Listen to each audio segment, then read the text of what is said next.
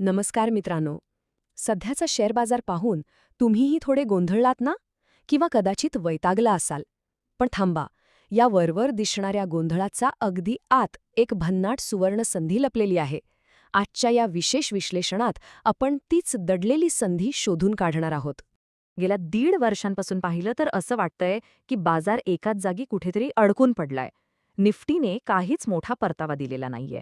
मला माहिती आहे आपल्या सगळ्यांच्या संयमाची अक्षरशः परीक्षाच सुरू आहे सध्या.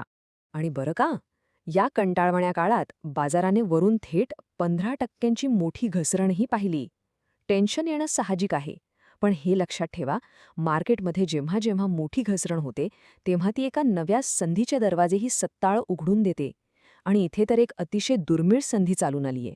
तर सगळ्यात आधी आपण काही टेक्निकल आणि ऐतिहासिक संकेत बघूया. आता हे नीट आहे का? या घसरणीच्या अगदी तळाशी आपल्याला एक खूप रेअर किंवा दुर्मिळ संकेत मिळालाय. 200 EMA म्हणजे 200 दिवसांची सरासरी आणि RSI म्हणजे खरेदी विक्रीचा जोर दाखवणारा इंडिकेटर. हे दोन्ही अगदी एकाच वेळी एकदम खाली आले. तांत्रिक भाषेत सांगायचं तर हा एक क्लासिक बाईंग सिग्नल असतो. आणि म्हणूनच तर पडलेल्या बाजाराने लगेच 50%ची एकदम कडक रिकव्हरी सुद्धा दाखवली. जर आपण थोडं इतिहासात डोकावून पाहिलं तर अगदी सेम टू सेम असाच पॅटर्न 2021च्या शेवटी पाहायला मिळाला होता. तेव्हाही बाजार 2 वर्ष असाच संथ होता. आणि मग 2023च्या मध्यावर त्यांनी जी काही मोठी झेप घेतली, बापरे, तुम्हाला आठवत असेलच. सध्याची परिस्थिती अगदी तंतोतंत तशीच आहे.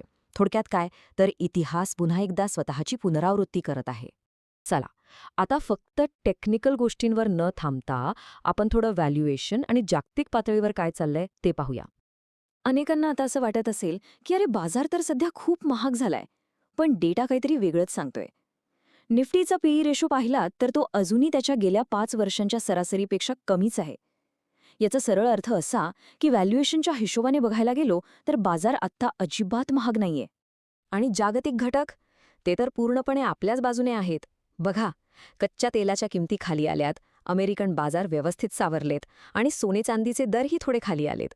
या तिन्ही गोष्टींचा एकच अर्थ निघतो, तो म्हणजे जो मोठा पैसा दुसऱ्या ठिकाणी गुंतला होता तो आता पुन्हा एकदा वेगाने आपल्या शेअर बाजाराकडे वळतोय. आता तुम्हाला एक गंमत सांगतो. शेअर बाजाराचंही स्वतःचे असे काही ऋतू किंवा मौसम असतात, हे तुम्हाला माहितीये का? बघा, गेल्या 10 वर्षांचा डेटा काढून पाहिला तर लक्षात येतं की जानेवारी आणि फेब्रुवारी हे महिने बाजारासाठी नेहमीच थोडे स्लो किंवा कमकुवत राहिलेत.